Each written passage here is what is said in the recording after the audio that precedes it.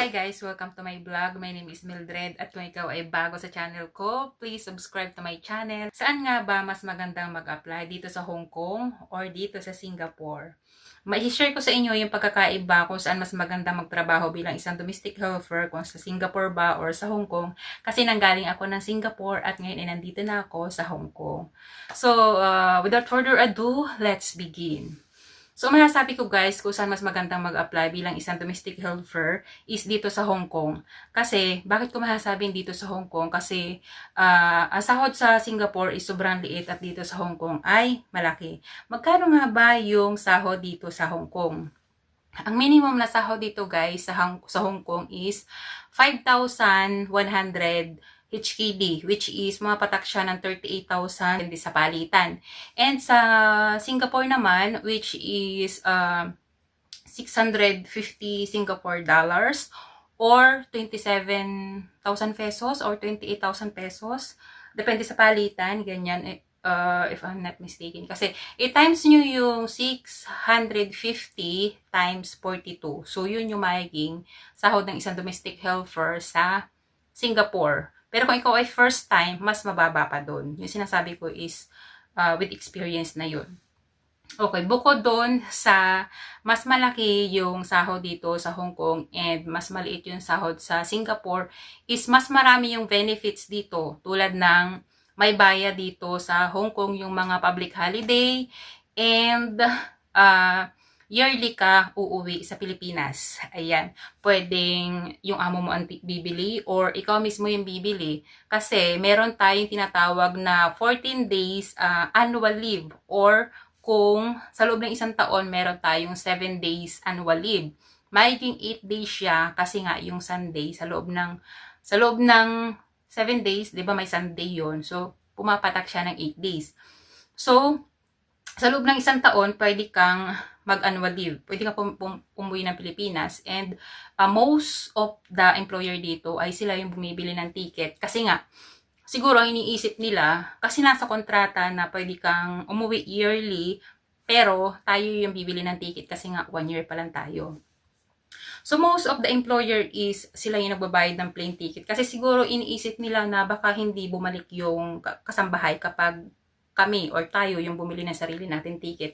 So, sila yung bibili siguro para make sure na babalik yung ating mga kababayan. Ayun. And sa Singapore naman is walang ganun. Matatapos mo yung kontrata bago ka umuwi ng Pilipinas. Ayan. Or, hindi ko alam kung nagbago na pero sa pagkakaalam ko is ganun pa rin. Kailangan mo tapusin yung kontrata mo bago ka bumalik ng Pilipinas. Yes. And then, yun naman sinasabi ko na public holiday, may bayad dyan. Sa Singapore kasi kahit sunod-sunod yung mga public holiday, tulad ng kunwari, yung mga red sa kalendaryo, kunwari yung Christmas, bawat holiday na naka-red sa kalendaryo is para sa amin, para sa ating mga kasambahay dito sa Hong Kong. And day off yun. Kapag pinagtrabaho ka, kasi hindi naman yung Sunday, kapag pinagtrabaho ka ng amo mo on the holiday, it means double pay. Ibig sabihin may extra ka na bayad. Kung magkano pumapatak yung per day mo dito is mag-a-additional sila ng 1 day. Kunwari, 3 araw sunod-sunod. So, ibig sabihin yan, 3 araw sunod-sunod yung ating public holiday. Kung hindi ka palalabasin, 3 araw yung iyong extra na trabaho. Kasi itong nung February, 3 sunod-sunod yun, public holidays dito sa Hong Kong, which is pinagtrabaho naman ako ng amo ko. And pabor naman sa akin yun, syempre, kapag pinagtrabaho tayo, sino bang aayaw doon kasi nga double pay na yon. Ayan. So, yung kung ikaw naman ay pag day open or palalabasin ka, pabor din naman yung kasi makakapagpahinga ka. Yun nga lang magastos kasi tayo yung bibili ng pagkain natin, pamasahe, ganyan. So, yun yung advantage natin dito sa Hong Kong kumpara sa Singapore. Tapos, ang isa pa kung bakit mas magandang magtrabaho dito sa Hong Kong bilang isang domestic helper kesa sa Singapore, kasi po dito sa Hong Kong, walang salary deduction. Sa Singapore kasi guys, merong salary deduction, 3 to 4 months salary deduction. Ibig sabihin nung 3 to 4 months salary deduction, wala kang sasahurin sa loob ng 3 buwan or 4 na buwan. Kasi nga, ikaw ay nagbabayad. Ibig sabihin, yung salary deduction nga, Dito sa Hong Kong, pagdating mo dito, pagkalipas ng isang buwan, may sahod ka na. Yun yung kagandahan dito sa Hong Kong. Tapos dito sa Hong Kong, ang kagandahan pa dito guys, pag kunwari inayawan ka ng amo mo at hindi ka nila nagustuhan at ibinalik ka sa agency, babayaran nila yung isang buwang sahod mo kahit hindi ka pa nagtatrabaho. Gets nyo ba yun? Kunwari, inibalik kayo sa agency or pinabalik kayo sa Pilipinas ngayong araw na to, babayaran nila yung isang buwang sahod mo kahit hindi ka pa nagkakapagtrabaho. Kesa sa Singapore, pwede ka nilang ibalik sa agency or pwede ka nilang ibalik sa Pilipinas nang hindi babayaran yung isang buwan na yon. Yun yung advantage natin dito sa Hong Kong. Hindi nakakatakot na kunwari hindi ka nila magustuhan or ibalikan nila sa Pilipinas or ibalikan nila sa agency kasi ayaw nila sa'yo. Kasi babayaran nila yung isang buwan sahod mo kahit hindi mo pa napagtatrabahuhan. Okay? So, yun nga lang ang kinatatakutan ng iba dito, kaya ayaw nila, is natatakot sila sa terminate on the spot.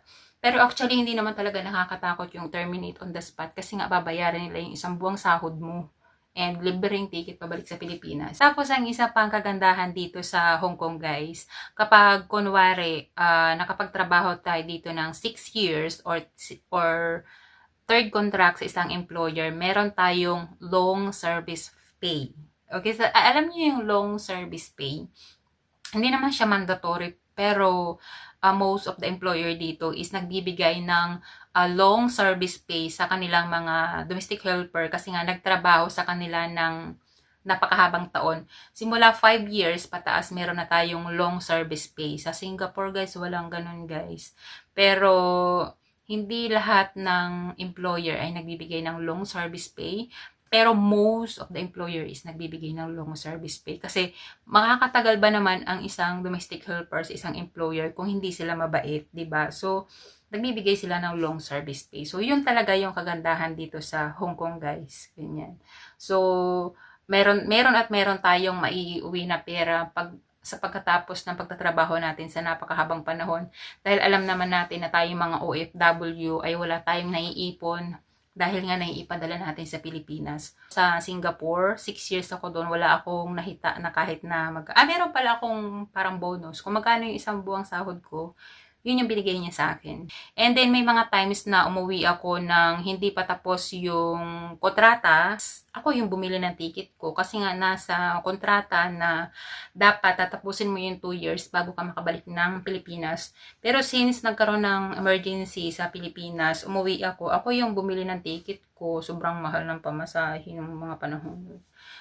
So yun yung kagandahan talaga dito sa Hong Kong. Kasi mura lang yung ticket pabalik natin sa Pilipinas kasi nga yung biyahe is 2.5 hours lang nakabalik ka na ng Pilipinas. Sa Singapore kasi is 3, hindi ako nagkakamali, 3.5 yung biyahe papunta sa Singapore. Ayan. So, yun yung masasabi ko na kung bakit mas magandang magtrabaho dito sa Hong Kong bilang isang domestic helper kaysa sa Singapore. Okay, so at sana nagkaroon kayo ng idea kung saan mas maganda magtrabaho bilang isang domestic helper, sa Singapore nga ba or sa Hong Kong.